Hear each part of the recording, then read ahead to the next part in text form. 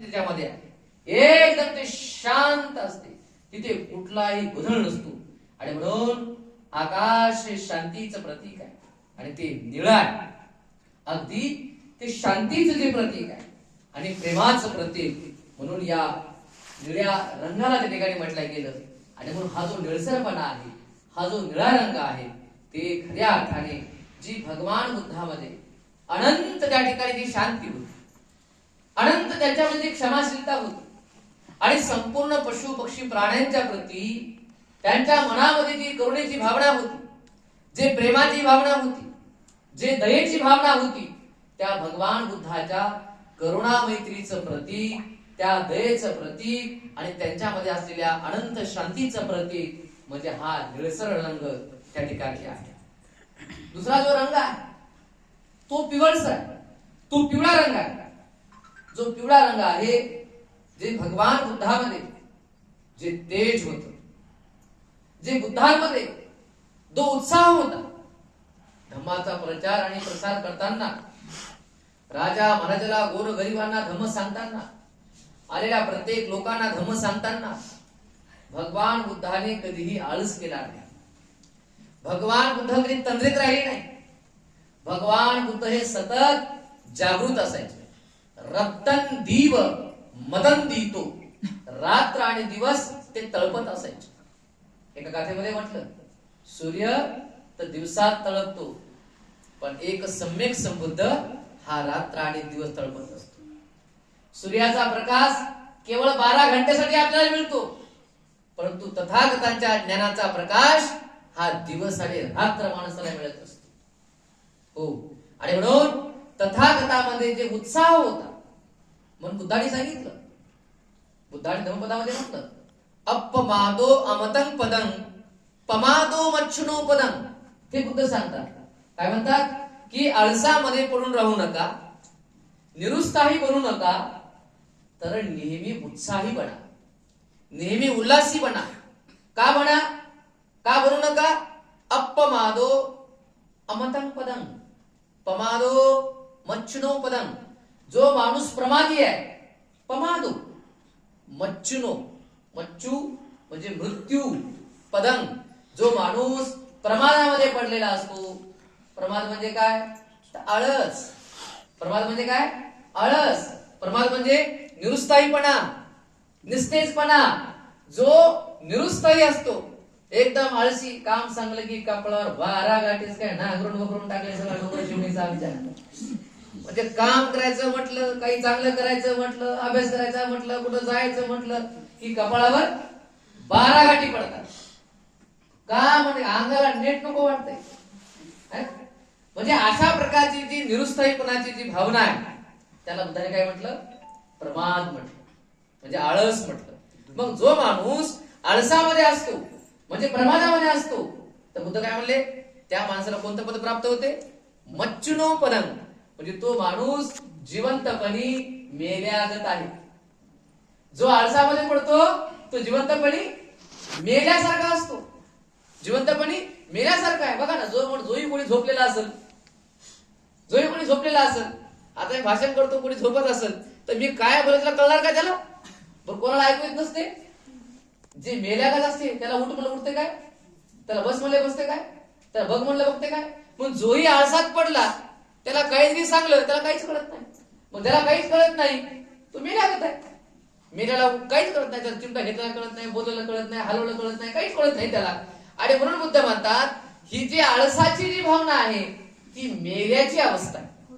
बघा ना, काय काय माणसं झोपतात बघा, त्याच्या जवळ जरी जाऊन त्याला उठवलं, हाका जरी मारल्या आणि त्याला उचलून जरी इकडून तिकडून टाकलं, तरी त्याला काहीच पता लागत नाही, काहीच पता लागत नाही त्याला.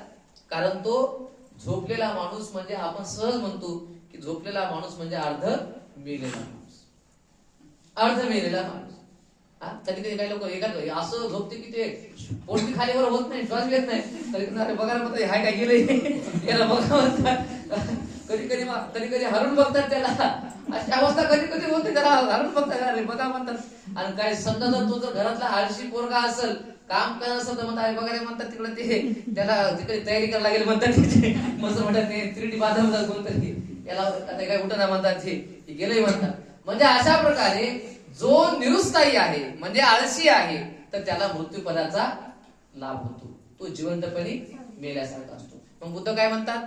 अपमादो अमतं पदम, अप्रमादाने जीवन जगा, अप्रमादी राहा. कारण जो अप्रमादाने जीवन जगतो त्याला कोणतं पद प्राप्त होते?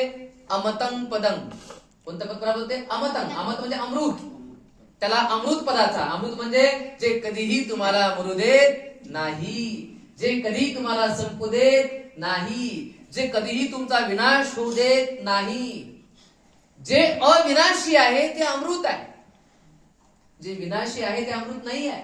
पण जे अविनाशी आहे, ज्याचा कधी अंत होत नाही, ते अमृत आहे.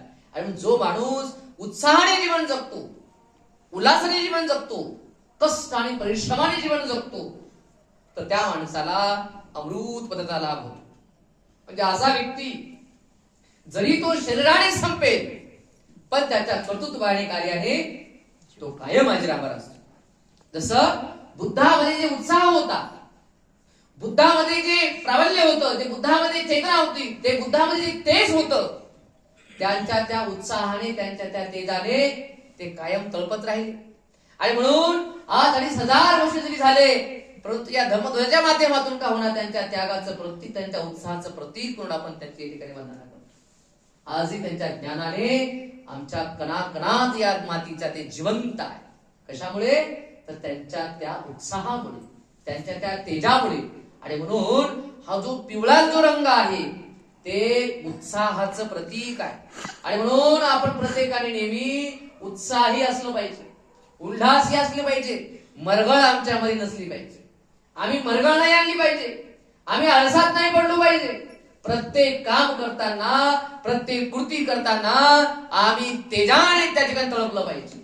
परिश्रम आम्ही केले पाहिजे, कष्ट आम्ही केले पाहिजे, माघार आम्ही नाही घेतली पाहिजे. आणि म्हणून हा जो पिवळसा जो रंग आहे ते भगवान बुद्धांच्या तेजाचं आणि भगवान बुद्धांच्या उत्साहाचं ते प्रतीक आहे. त्या प्रतीकातून आपण सुद्धा उत्साही बनण्याचा आणि तेजस्वी बनण्याचा आपण प्रयत्न त्या ठिकाणी केला पाहिजे. तो तिसरा रंग आहे, तो तिसरा रंग पांढरा आहे. पांढरा रंग, पांढरा जो रंग आहे तो शुद्धता आणि निर्मळतेचं प्रतीक आहे. की ज्या पद्धतीने एखादा पांढरा कपडा, जेव्हा पांढरी साडी, पांढरा ड्रेस, पांढरा तुम्ही जेव्हा घालता, एवढा पांढरा शुभ्र असलेला हा कपडा, या पांढऱ्या कपड्यावर जर दुसऱ्या रंगाचा एक जरी डाग तिथं लागला, एक जरी थेंब पडला त्या कपड्यावर, तर तो उठून दिसतो, तो उठून दिसतो. आणि तो पांढरा कपडा पांढरा राहत नाही, त्याच्यावरचा डाग लगेच उठून दिसतो. अगदी त्याच्यावर कुठल्याही प्रकारचा डाग नसावा म्हणजे ते निर्मळ आहे, म्हणजे ते शुद्ध आहे. तर अगदी या पांढऱ्या रंगाप्रमाणे आमचं चारित्र्य हे शुद्ध असलं पाहिजे, आमचं चारित्र्य हे निर्मळ असलं पाहिजे. आमच्या चारित्र्याला कोणत्याही प्रकारचा डाग नाही लागला पाहिजे, आमच्या चारित्र्याला कोणत्याही प्रकारचा कलंक नाही लागला पाहिजे. म्हणून निष्कलंक जीवन जगणे, निर्दोष जीवन जगणे, निरापद जीवन जगणे आणि परिपूर्णपणे आपल्या चित्ताला निर्मळ करून पवित्रता आपल्यात निर्माण करणे. पवित्रता जीवन की बनाए रखना, यही धम्म है. मन मानस नाही का ते बाबाचं गाणं बघा, की जीवनाची पवित्रता आपण बनवणे, जीवनाची निर्मळता आपण या ठिकाणी बनवणे, हेच खऱ्या अर्थाने धम्म आहे. आणि म्हणून बुद्धाने जर सगळ्यात जास्त महत्व कशाला दिलं असेल तर ते माणसाच्या चारित्र्याला, माणसाच्या शीलाला दिलेलं आहे, माणसाच्या सद्गुणाला दिलेलं आहे.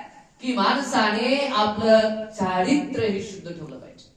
जर तुमचं चारित्र्य शुद्ध असेल तर तुम्हाला जगातला कोणत्याही प्रकारचं दुःख तुम्हाला हरवू शकणार नाही आणि जगातलं कोणतंही सुख तुमच्यापासून दूर जाणार नाही, जर तुमच्याकडे शुद्ध चारित्र्य असेल. बघा, जर तुमच्याकडे शुद्ध चारित्र्य असेल तर तुम्ही झोपड्यातही आणि फाटक्या कपड्यातही आनंदी राहाल. आणि जर तुमच्याकडे चारित्र्य नसेल तर 10 मजली बिल्डिंग जरी असली आणि कुंटलभर सोनं जरी असलं आणि किती भारी गाड्या किती भारी जर माड्या तुमच्याकडे असल्या, किती सौंदर्य लावणे तुमच्याकडे असलं, पण चारित्र्य जर तुमच्याकडे नसेल तर तुम्ही कधीही सुखी राहणार नाही. पण जर चारित्र्य तुमच्याकडे आहे तर फाटक्या लुगड्यातही, फाटक्या कपड्यातही आणि शिळ्या पात्या आणि जे काही चटणी भाकर आहे त्या अन्नातही आणि झोपड्यातही तुम्ही सुखी आणि आनंदी राहू शकता. त्या सुखाचे कारण सदाचार आहे, सुखाचे कारण शील आहे. आणि म्हणून बुद्ध म्हणतात की शील हा माणसाचा दागिना आहे. शील हे खरं धन आहे, शील हा खरा अलंकार आहे. आणि म्हणून तो अलंकार आपण धारण केला पाहिजे. भगवान बुद्धाने आपल्या जीवनामध्ये आपल्या चारित्र्याला कधी कलंक लागू दिला नाही, कधी डाग लागू दिला नाही. पहा, जेव्हा हा सिद्धार्थ बोधिसत्व होता आणि या बोधिसत्वाने आपल्या या ग्रस्ती जीवनामध्ये 29 वर्ष काढत असताना त्यांच्या वडिलांनी 3 ऋतूचे 3 महाल बांधले आणि प्रत्येक महालामध्ये त्याच्या सेवेसाठी स्त्रिया, तरुण मुली त्या ठिकाणी ठेवल्या. 40,000 महिलांचं अंतपूर तथागतासाठी म्हणजे सिद्धार्थ गौतमासाठी त्यांच्या वडिलांनी निर्माण केलं होतं.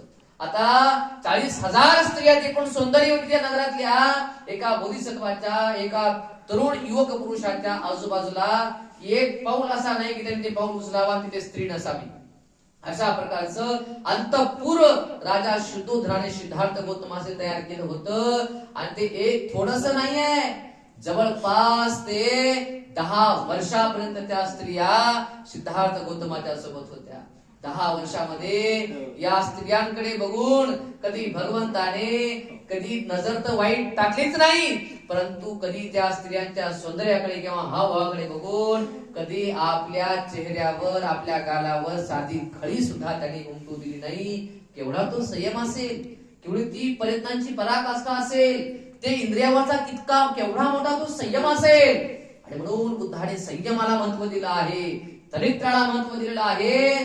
त्या तथागतांना उलट त्या स्त्रियांच्या त्या हावभावाकडे बघून, त्या स्त्रियांच्या अहंकाराकडे बघून त्यांना किंमत होती की अरे हे तारुण्य कायम नाही आहे, हे नशभंगूर आहे, हे क्षणभंगूर आहे, हे कायम राहणार नाही. हे या स्त्रियांना कळू नये का, हे या मुलींना कळू नये का, हे आपल्या आयुष्यातले वेळ कसा वाया घालवत आहेत, हे संपणार आहे.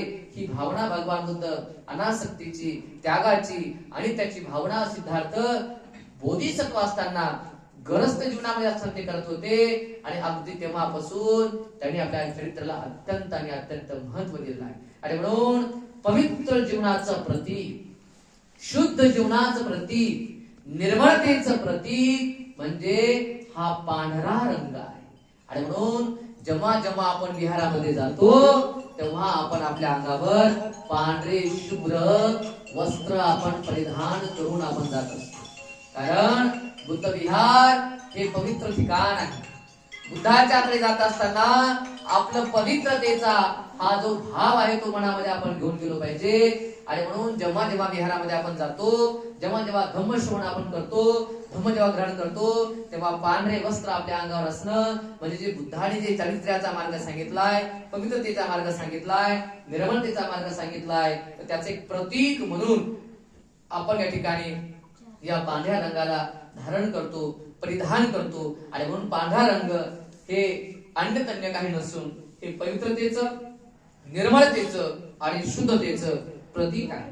त्याच्यानंतर जो केसरी रंग आहे, ज्याला आपण भगवा म्हणतो, जे केसरी रंग आहे तो जो केसरी रंग आहे ते त्यागाचं प्रतीक. जो कोणती आज बघा त्याही काळामध्ये आजही जो कोणी संन्यास ग्रहण करतो तर त्याच्या अंगावर कोणते कपडे असायचे, तर भगवे कपडे असायचे. केसरी रंगाचे कपडे त्याच्या अंगावरती त्या ठिकाणी असायचे. ज्यानेही भगव वस्त्र धारण केलं, केसरी वस्त्र धारण केलं, तो संन्यासी आहे, तो त्यागी आहे असं त्या काळामध्ये म्हटलं जायचं. आजकाल अनेक रंग त्या ठिकाणी झालेले आहेत, परंतु खरं त्यागाचं जे प्रतीक आहे ते केसरी रंग आहे. त्या त्यागामध्ये, त्या रंगामध्ये केवळ त्यागच नाही तर त्यामध्ये एक प्रकारची करुणा आहे. कारण जोही त्यागी असतो तो कोणाचा द्वेष करत नाही, तो दुर्भावना करत नाही, तर तो पशु पक्षावर प्राण्यावर काय करतो? मैत्री करतो, करुणा करतो. तुमच्या अज्ञानाकडे बघून, तुमच्या दुःखाकडे बघून त्यांना म्हणजे चांगलं नाही वाटत, तर तुमच्यावर त्याला करुणा येते. जेव्हा जेव्हा भगवान बुद्ध अशा प्रकारे कोणी दुःखी असेल, रोगी असेल जेव्हा बघायचे, तर बुद्ध करुणेने भरून जायचे, त्याच्यावर करुणा करायचे, त्याला मैत्री द्यायची आणि नेहमी म्हणायचे, सबे सत्ता सुखी हो, सबे सत्ता सुखी हुंतु, सबे हुंतु च खेमिनो, सबे भद्राणि पसंती, मां हिंची दुःख मागमा. सारे प्राणी सुखी हो, साऱ्या प्राण्यांचे मंगल हो, सारे प्राणी निवैर हो, निरामय हो, निरापद हो, कोणी कुणाचा वैरी न राहू, कोणी कुणाचा शत्रू न राहू, कोणी कुणाचा जीव ना घेऊ, अशा प्रकारची भावना तथागत बुद्ध करायचे. कारण ते अनंत करुणेने भरलेले असायचे. अनंत करुणा हा बुद्धांचा सद्गुण आहे. आणि म्हणून त्यांची करुणा म्हणजे साधी करुणा नाही आहे, महान करुणा आहे. आणि म्हणून आपण त्यांना एक विशेषण दिलेलं आहे, महाकारुणिक. केवळ करुणाच त्याच्यामध्ये होती, तर महाकरुणा होती. महाकरुणा त्याच्यामध्ये होती की त्यांच्या एवढी करुणा जगामध्ये आज कुठेही नाही, जगामध्ये कुठेही नाही. जसे एकदा तळ्याच्या काठी बुद्ध गेले आणि एक विंचू त्या ठिकाणी हे करत होता, त्या विंचवाला बुद्धाने पकडलं आणि तो विंचू डंक देत होता आणि बुद्ध त्याला सोडत होते आणि फुलाला धरत होते. तेव्हा बुद्धाला म्हणले की भगवान, तो तुम्हाला चावत आहे, तो डंक मारत आहे आणि तुम्ही त्याच्यावर काय करुणा करता? तर तेव्हा बुद्ध म्हणाले, बोले डंक मारणे हा त्याचा धर्म, पण त्याच्यावर करुणा करून त्याला वाचवणे हा माझा धर्म. मेरा कोई बुरा करे वह उसका कर्म, पर मैं किसी का बुरा ना करूं यह मेरा धर्म. मी कुणाचं वाईट नाही केलं पाहिजे, मी कुणाच्याही दुःखाचे कारण नाही बनलो पाहिजे, पण अनंत लोकांच्या सुखाचं कारण मी बनलो पाहिजे. ही करुणा बुद्धामध्ये. आणि म्हणून ते करुणेचे, दयेचे अनंत सागर, सागरासारखी करुणा ही भगवंतामध्ये होती. अनंत करुणेचे सागर बुद्ध होते. म्हणून अनंत करुणा याला ब्रह्मविहाराचं एक रूप म्हटलं गेलं आहे. हे ब्रह्मविहार आहे. जो महान अशा थोर पदवीवर जातो तोच करुणा करू शकतो. आता तुमच्या आमच्या सगळे दराचं माझ्या गेलं किती जरी जवळचा असला, आता एखादी माय इतकी लेकराला प्रेम देते, एवढं सगळं करते, लहानाचं मोठं करते, सगळं करते, पण दिमागाच्या बाहेर गेली की त्याला असं हाणते, असं हाणते की सांगूच नका. ऐकणार झालं तिकडच मर म्हणती, इकडच खप म्हणती, हे इतकं थोबाडं दाखवू नको म्हणते तू. कोणाची मम्मी आहे माहित नाही, आता ते तुम्ही बघून घ्या. म्हणते ही आपली करुणा आहे. मनासारखं वागलं तर प्रेमही प्रेम, आणि मनाच्या विरोधात गेलं संपलं प्रेम. बघा आज आपण एकमेकांवर कशी करुणा करतो, प्रेम करतो. नवरा बायको प्रेम करते, बायको नवऱ्यावर प्रेम करते ना, खूप करते. पण जोपर्यंत बायको मनासारखी वागते तोपर्यंत प्रेमही प्रेम, प्रेम तू जाते. आणि एकदा काय मनाच्या विरोधामध्ये गेली ते प्रेम करपून जाते, करपून जाते. जोपर्यंत प्रेम आहे तेव्हा ते कधी कधी घरी येते की असं वाटते, ऑफिसातून शाळेतून प्रेम असते की ते कधी कधी येते की त्याला येईपर्यंत फोन लावते. आलं की म्हणजे हसून म्हणजे तयार राहते, चांगले कपडे मेकअप घालून लगे की त्याला प्रसन्न वाटलं पाहिजे. आणि एकदा काय ते प्रेम करपलं की ते घरातून कधी जाते की पटकन त्याचा आवरून देऊ, आणि ती यादच नाही पाहिजे, तिकडेच गेलं पाहिजे. त्याला जेवायला तिकडं टमाटे सोबत मध्ये घेऊन तिकडच राहते, दिवसभर निशांत राहते घरात. हे प्रेम आपलं आहे, ही करुणा आपली आहे. हो म्हणजे संधी साधू प्रेम आपलं आहे. वेळ पडली की प्रेम, वेळ गेली की गेलं खाण्यात. पण अशा प्रकारचं प्रेम हे बुद्धाचं प्रेम नव्हतं. अशा प्रकारची करुणा ही बुद्धाची नव्हती. बघा आपण आपल्या कुत्र्यावर प्रेम करतो, आपण आपल्या मांजरावर प्रेम करतो, आणि दुसऱ्या कुत्र्याला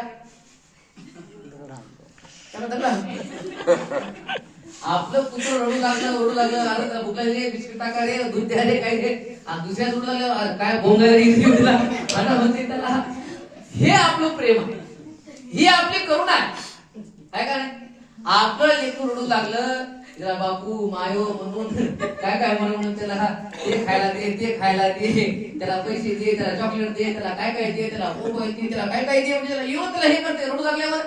आणि दुसऱ्या रडू लागल्यावर जायला रे मरणाची मायबाप का गेले की काय इथं बोंब लागला धरून किती वेळ झालं सगळं हाय की नाही याला कोणी म्हणते काय गेले की मायबाप ते मरणा तिकडे कपडामध्ये म्हणत झाली तुला असं तसं काय म्हणते. म्हणजे आपलं लेकरू रडू लागलं, त्याला बिस्किट देते, चॉकलेट देते, काय देते आणि त्याला म्हणजे सगळं बेहरण्याचा प्रयत्न करते, मनवण्याचा प्रयत्न करते. आणि दुसऱ्याचं रडू लागलं की त्याला नको ते शिव्या देते, त्याचा माय काढते, त्याचा बाप काढते, त्याला जिवंतपणे अनाथ करते सगळं काही असताना. तर ही आपली करुणा. तर बुद्धाची ही करुणा नव्हती. तर बुद्ध जसं स्वतःवरती प्रेम करायचे तसे प्रत्येक सजीवावर, प्रत्येक जीवावर, प्रत्येक सत्वावर ते प्रेम करायचे. आणि बुद्धाने मैत्री करताना हे सांगितलं, आयुषा एक पुत्तं मनुरक्षी एवं पिसप्प भूतेषु मानसं भावये अपरिमाणं. म्हणजे बुद्ध म्हणतात की ज्याप्रमाणे एक माता एकुलत्या एका पुत्रावर जसं प्रेम करते, आयुषा एक पुत्तं मनुरक्षे, एक पुत्र ज्याला आहे, एकच मुलगा आहे, जी माता आपल्या एका मुलावर जशी जीवापाड प्रेम करते, अगदी त्याचप्रमाणे आपण या जगातल्या प्रत्येक सजीवावर, प्रत्येक जीवावर जीवापाड जेव्हा आपण प्रेम करू, तेव्हा खऱ्या अर्थाने ती आपल्यातली करुणा आहे, तेव्हा खऱ्या अर्थाने ती आपल्यातली मैत्री आहे. आणि तेव्हा खऱ्या अर्थाने आपल्या मैत्रीचा विकास होईल, आपल्या हृदयामध्ये दयेचा वास त्या ठिकाणी होईल. आणि म्हणून अशा प्रकारे आपण अनंत करुणावान बनलं पाहिजे. ही करुणा भगवंतामध्ये होती आणि हा त्यागही बुद्धामध्ये होता. बुद्धाने कुठल्याही गोष्टीचा स्वीकार केला नाही. काय कमी होते हो त्या सिद्धार्थ गौतमाला, सारे वैभव सोडून गेले बघा. काय कमी होत, कोणत्या गोष्टीची कमी होती? आजकाल लोक भंतीजी होतात किंवा संन्यास ग्रहण करतात, तर कशामुळे करतात? काही लोक येतात तर घरी बायको नीट राहत नाही म्हणून होतात, किंवा लय कर्ज धारण करतोय फेडायला येतात, किंवा लेकर ऐकणार झाले, कोणी सुन चांगल्या पायना झाल्या, खायला देण्यात म्हणून येतात, किंवा आता लय काम करायचा कंटाळा आला म्हणून भंतीजी होतात, किंवा अशा अनेक कारणे होतात. पण त्यागाने होतात का? होतात, परंतु त्यामध्ये प्रमाण फार कमी आहे. तिथे तारुण्यामध्ये सगळं काही असताना जमात येतात अशांचं आहे, प्रमाण आहे, कमी आहे. परंतु बहुतांश आजकाल लोक या पद्धतीने याच्यामध्ये येऊ लागले. किंवा हे आता भिक्षू म्हणजे भंतीजी नाही, भिक्षू म्हणजे तो प्रत्येक जण आहे ज्याने घरदार सोडलेला आहे. तो अनेक धर्मामध्ये आपण पाहतो, अनेक लोक, महाराज लोक आपण पाहतो, अनेक तिकडे ते फक्त भगवे कपडे कशासाठी घालतात? तर केवळ पोट भरण्यासाठी, केवळ पैसा कमवण्यासाठी. मग तसं सिद्धार्थ गौतमाचं होतं का? तसं काही होतं का? 3 ऋतूचे 3 महाल, बाप राजा, हा राजकुमार, हजारो एकर नांगर चालतील एवढी त्याला जमीन, एवढे नौकर चाकर, नौकरालाही बासमती चावल, काय प्रसंग ते होते. एवढं सारं वैभव, स्वतःच सौंदर्य, स्वतःच लावण्य, अद्वितीय सगळं असं होतं. पण एवढं सगळ्या गोष्टी असताना जेव्हा सर्व गोष्टीचा त्याग बुद्ध करतात, तर साधी गोष्ट आहे का? आणि म्हणून हा केसरी रंग हे त्यागाचं प्रतीक आहे. हे केसरी रंग त्यागाचं प्रतीक आहे. हे बुद्धाच्या त्यागाचं प्रतीक आहे. हे बुद्धाच्या करुणेचं प्रतीक आहे. आणि म्हणून या केसरी रंगाला त्यागाचं स्वरूप या ठिकाणी दिलेलं आहे. म्हणून भगवान बुद्धाने जो अनंत त्याग केलाय आणि या जगावरती जी अनंत करुणा केली आहे, त्या त्याग आणि त्या करुणेचं प्रतीक म्हणून या ठिकाणी या केसरी रंगाकडे त्या ठिकाणी पाहिलं जातं. आणि जो शेवटचा जो रंग आहे ते आहे लाल प्रकारचा रंग आहे. तपकिरी रंग त्याला म्हटलं गेलं, लाल रंग म्हटलं गेलं. हे जे लाल रंग आहे ते शौर्याचं प्रतीक आहे, ते साहसाचं प्रतीक आहे. की भगवान बुद्धामध्ये जे शौर्य होतं, जे धैर्य होतं, जे सामर्थ्य होतं, जे साहस होतं, ही साधी गोष्ट नाही. कोण धरणार सांगा बरं? राजा प्रसेनजितासारखा माणूस, ज्याच्याकडे बलाढ्य सैन्य आहे, हत्ती, घोडे, उंट आणि बाले, भरची आणि इतकं अमाप सैन्य त्यांच्याकडे आहे. पण एवढं सैन्य असताना सुद्धा त्या डाकू अंगुलीमाला राजा प्रसेन पकडू शकला नाही.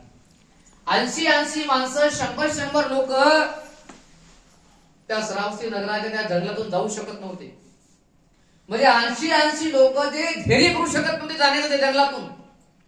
आणि अशा जंगलामध्ये जेव्हा एकटे सिद्धार्थ म्हणजे एकटे तथागत भगवान बुद्ध जातात, हे साधं धैर्य असेल का? हे साधं सामर्थ्य असेल का? त्या पिसाळलेल्या हत्तीच्या समोर उभं टाकणं आणि त्याला प्रेमाने जिंकणं, त्याला मैत्री बलाने जिंकणं, पिसाळलेल्या हत्तीला, की जे देवदत्ताने पिसाळून सोडला होता त्या हत्तीवर विजय मिळवणं, हे का साधं शौर्य असेल का? साधं शौर्य असेल काय? हे साधं शौर्य नव्हतं, हे साधं धैर्य नव्हतं. ज्या देवदत्ताने जीवनभर बुद्धाचा विरोध केला, 3 वेळा मारण्याचा प्रयत्न केला, त्या देवदत्ताला त्रिरत्नाच्या शरणाला आणणे हे का साधं सामर्थ्य होतं का? त्या काळातले ते जे आपण जे काश्यप बंधू पाहतो, गया काश्यप, नदी काश्यप, उर्वेला काश्यप, त्या काळातले सगळ्यात महापुरुष ते होते. त्यांच्या एवढे महान आणि थोर त्या काळामध्ये कोणीच नव्हतं. आणि अशा त्या लोकांना धम्मामध्ये प्रविष्ट करणं, त्यांचं धम्म परिवर्तन घडून आणणं आणि त्यांना हजारो त्या लोकांना भिक्षू तयार करणं साधी गोष्ट आहे का? हे साधं सामर्थ्य आहे का? हे साधं शौर्य आहे का? हे साधं धैर्य आहे का? ही साधी गोष्ट नाही आहे. आणि म्हणून त्याही लोक त्यांनी विजय त्या ठिकाणी प्राप्त केलेला आहे.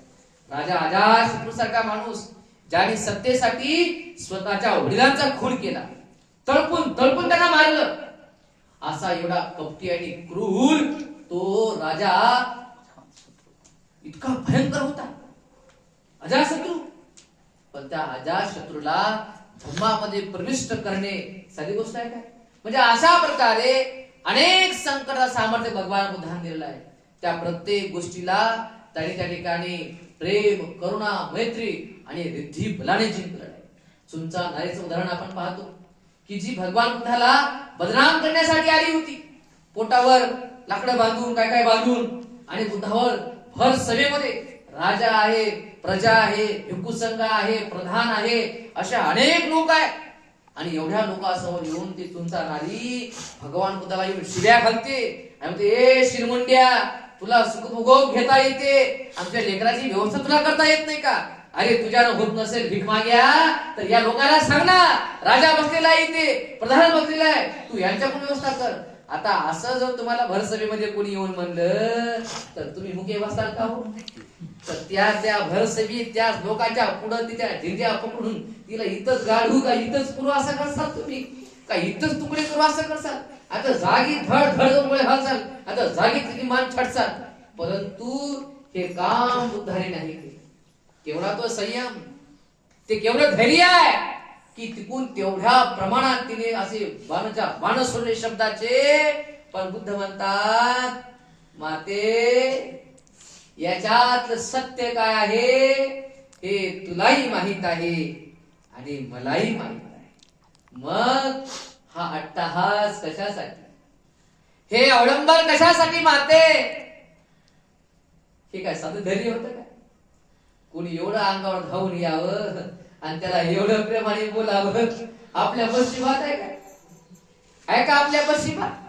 मी नेहमी सांगतो, कधी कधी नवरा बायकोला शिवी देती, तू ही माया अशी, तर आपण सहन करतो का? तू ही खानदान तशी रे म्हणतो, तू काय मला सांगतोस? मला बोलतो का तू? तुला लायकी आहे का मला बोलायला? तू अवकाश आहे का माझ्या मायला बोलायला? माझ्या मायला बोलतो का म्हणते तू? माझ्या बापाला बोलतो का तू? तू हा बघ की रे म्हण, तू असा झाला की रे, तसा झाला की रे, आणि तुला काय वाटते काय रे? आणि त्यानं एकच शब्द बोलला, बोले बाई इतक्या गोळ्या घालते की त्या माणसाचा बीपी हाय होती, त्याची शुगर डाऊन होती आणि त्याला दवाखान्यात ऍडमिट करावं लागते, अशी परिस्थिती येते. तर हे शौर्य साधन नाही, हे धैर्य साधन नाही, हे सामर्थ्य साधन नाही. हे धैर्य, हे शौर्य, हे सामर्थ्य फक्त तथागत भगवान बुद्धामध्ये होतं. आणि म्हणून जो हा तपकिरी रंग आहे, हा जो नारंगी रंग आहे, त्याला लाल रंग म्हटला गेला आहे. तर जो रंग हे भगवान बुद्धाच्या शौर्याचं प्रतीक आहे, हे भगवान बुद्धाच्या धैर्याचं प्रतीक आहे, हे भगवान बुद्धातल्या साहसाचं प्रतीक आहे. साधी गोष्ट नाहीये. अहो एवढं वैभव असताना सोडून जाण्याचं सामर्थ्य जो माणूस आपल्या अंगी बाळगतो, तो साधा असेल का? ते धैर्य साधा असेल का? काय असते आपल्याकडे घरामध्ये, काय असते आपल्या? 20 लाखाचा प्लॉट आणि त्याच्यामध्ये 15 लाखाचं घर, घरामध्ये 2 लाख रुपये कॅश, 3 लाखाचं सोनं झालं, 30 लाखाचं घर आपलं. पण तरी ते घर कधी सोडा वाटत नाही आपल्याला. त्या घराला कुलूप लावतो आपण, 2 दिवस कुठं राहत नाही आपण, घरी कोणाला तरी ठेवून जातो आपण, मायला बापाला बायकोला, आता पुण्या शेजारला एखाद्या माणसाला ठेवून जातो, घरासाठी कुठं जात नाही. काय असते घरामध्ये, परंतु त्याला सोडण्याचं धैर्य आपलं असते का?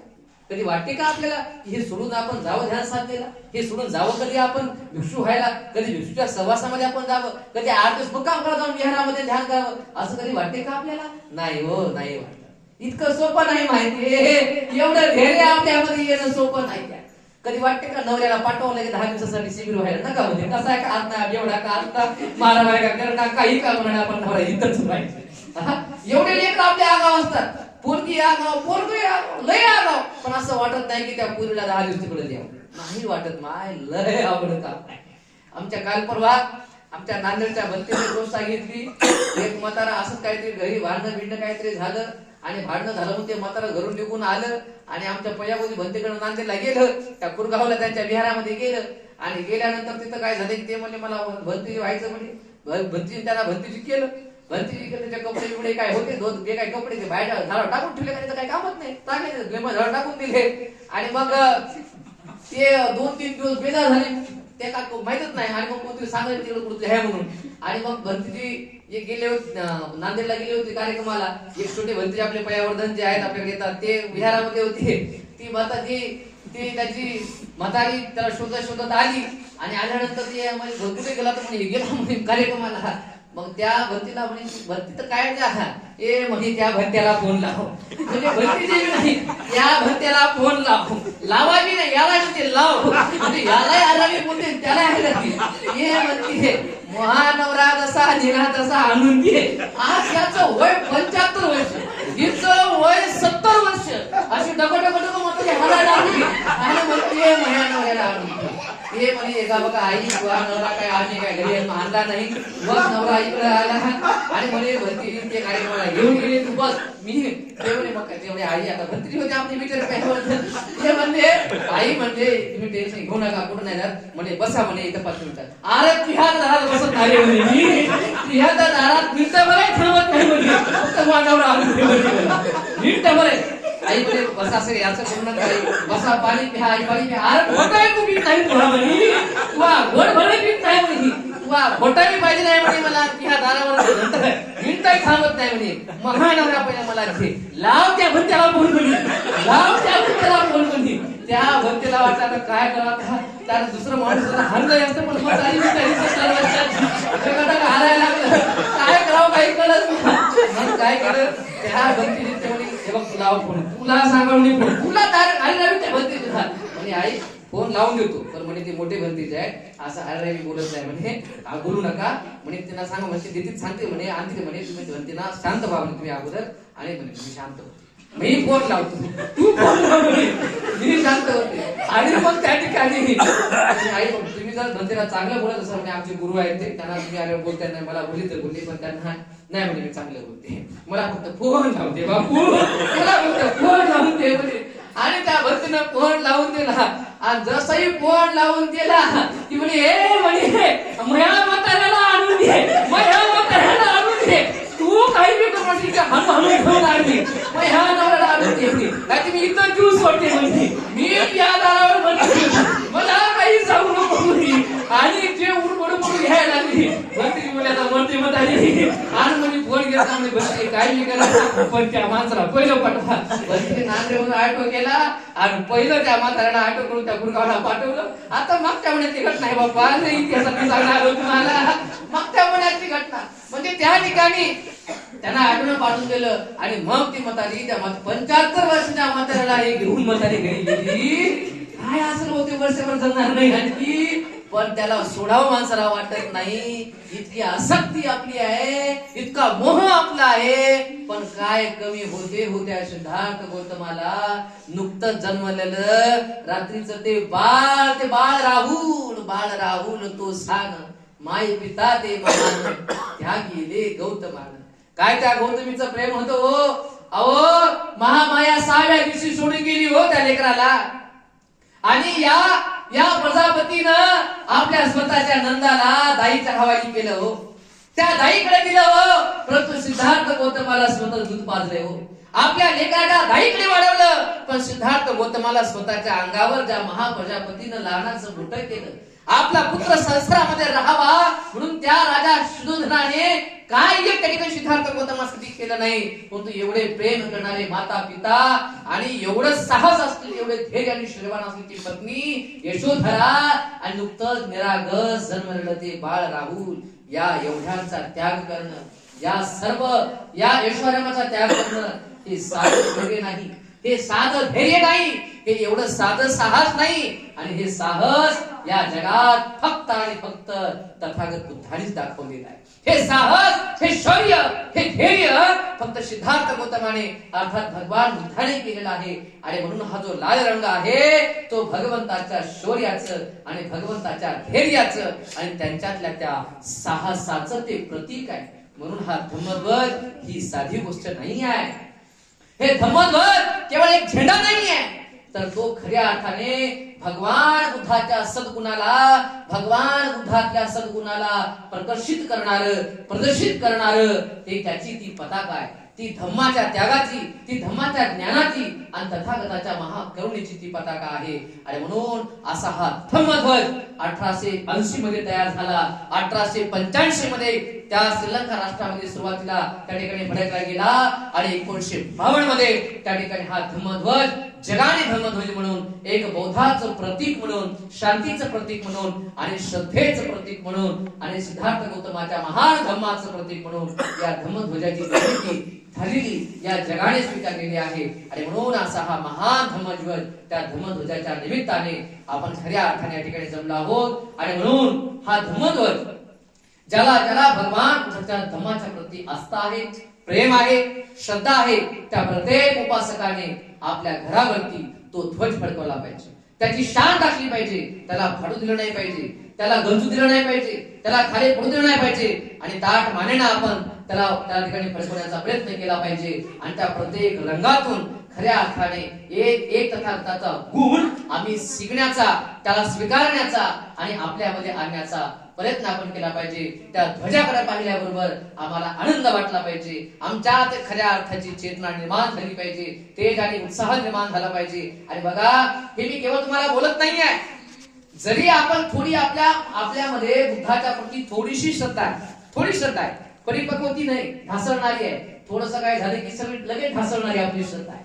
लगेच कशी कार्यक्रमाला भंतेला बोलवलं, भंतेनं भाषण दिलं, दान नाही मागितलं, भंतीची काय भंतीची आहे, काय भंतीची, काय भाषण देते, दान नाही मागत, जिथलं ते खाते, तसं तसं राहते. आणि जर भंतीची कार्यक्रमाला नाही आली आणि ते मला यायला एवढे पैसे लागतात, एवढं दान लागते, हे काय भंतीची आहे का?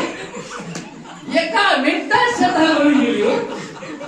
एकाच मिनिटापूर्वी अशी श्रद्धा होती की असं वाटते की या भक्तीच्या मागे जाते की काय, सगळं घरदार सोडते की काय. या भक्तीला पुत्र मानणारे लोक, सर्वस्व भक्तीवर अर्पण करणारे लोक, पण जसंही मनाच्या विरोधामध्ये गेलं की सारी श्रद्धा ढिसळून जाते, ढिसळून जाते. जसे की एखाद्या ही ओवलेली मण्याची माळ, त्याची गाठ सुटावी, एका मिनिटात ते सगळे जण विहीर पडावे, अशी आमची श्रद्धा आहे. बोगस आहे, थोडी आहे, पण तू जरी असली थोडी, पण मी तुम्हाला प्रामाणिकपणे तुमचा अनुभव सांगतो. तुम्ही एखाद्या गावामध्ये गेलात, नवीन गावामध्ये गेलात आणि एखाद्या घरावर तुम्हाला पंचरंगी झेंडा, तो धम्मध्वज दिसला, कसं वाटते? लगेच आपलं पण निर्माण होते, लगेच चेहऱ्यावरचा आनंद फुलून निघतोय. हा आपलं घर आहे, बोधांचं घर आहे, कुठे दिसलाचे ध्वज दिसला, आनंद वाटते, प्रेम वाटते. त्या ध्वजाकडे पाहिल्याबरोबर आमच्यात एक वेगळ्या प्रकारचं धैर्य, शौर्य निर्माण होते, त्याग निर्माण होते, श्रद्धा निर्माण होते, करुणा, धर्माच्या प्रती मैत्री निर्माण होते. आणि ज्याने लावला, काय भाऊ आपला माणूस अभिमानी आहे, ध्वज लावला, जे घरावर लावला, खरंच भाऊ हाच माणूस आहे. आपल्यात लगेच त्याग, आपल्यात लगेच सद्भाव आणि त्या धैर्याकडे, त्या ध्वजाकडे पाहिल्याबरोबर आपल्या ती भावना निर्माण होती की नाही? होते की नाही? कोण्या गावात गेलो, कोणाच्या घरावर पाहिला, कुठे हातात तो ध्वज, आता बघा ना, कोणत्या मिरवणुकीमध्ये बघा तुम्ही, धम्मध्वज दिसला अरे आपला कार्यक्रम आहे, आपला कार्यक्रम आहे, आपली वस्ती आहे, आपली माणसं आहे. सदावा धम्म याच गोष्टी निर्माण होतात. त्या झेंड्याकडे, त्या ध्वजाकडे, धम्म ध्वजाकडे पाहिल्या बरोबर या गोष्टी निर्माण होतात. पण जर त्याच्यातले गुण जर आमच्यात आणण्याचा प्रयत्न केला तर तो आनंद केवढा असेल. ते गुण आमच्यात उतरवण्याचा प्रयत्न केला तर ते शांती, ते समाधान, ते वैभव, ते केवढा असेल. आणि तो खरा उत्साह कसा असेल. आणि म्हणून हे बुद्धांच्या त्यागाचं, बुद्धांच्या ज्ञानाचं, बुद्धांच्या शिलाचं, बुद्धांच्या पवित्रतेचं आणि धम्माच्या पवित्रतेचं आणि शांतीचं प्रतीक म्हणजे धम्मध्वज आहे. आणि म्हणून त्या धम्मध्वजाला त्याची गरिमा आम्ही राखण्याचा प्रयत्न केला पाहिजे. तो ध्वज कुठे आपण पडू नाही दिला पाहिजे. कुठं पडला असेल तर आपण तो उचलला पाहिजे. आपल्या घरावर जर लावला असेल तर तो कुजण्याच्या आत, तुटण्याच्या आत आपण ते उतरवला पाहिजे आणि नवीन ध्वज आपण ठेवला पाहिजे. कुजेपर्यंत आणि तुटेपर्यंत आपण तो घरावर नाही ठेवला पाहिजे. आणि एक राहिला होता बापू, ते कुजून एकच कलर राहते तोपर्यंत हे खरा धम्माचा अपमान आहे. आणि म्हणून आपण वेळोवेळी लक्ष दिलं पाहिजे आणि तो ध्वज आपण त्याची गरिमा राखण्याचा प्रयत्न केला पाहिजे. खऱ्या अर्थाने आपण या धम्मध्वजा निमित्ताने या भगवान बुद्धांच्या त्यागाला आणि धम्माला, या पवित्रतेला आपण समजून घेण्याचा जीवनामध्ये आटोकाट प्रयत्न करूया आणि त्या मार्गाने जगण्याचा, बघण्याचा खऱ्या अर्थाने आपण प्रयत्न करूया. आणि तो तुम्ही कराल अशा प्रकारचा सद्भाव या ठिकाणी व्यक्त करतो. आणि रात्रीचं थंडीचं हे प्रवचन इथेच त्या प्रवचनाला विराम देतो. आपल्या सर्वांच्या प्रती अनंत अशा मंगलाची कामना करतो आणि बुद्ध वचनाने आपल्या सर्वांना आशीर्वाद देतो. त्यापूर्वी सर्वांनी सर्वदा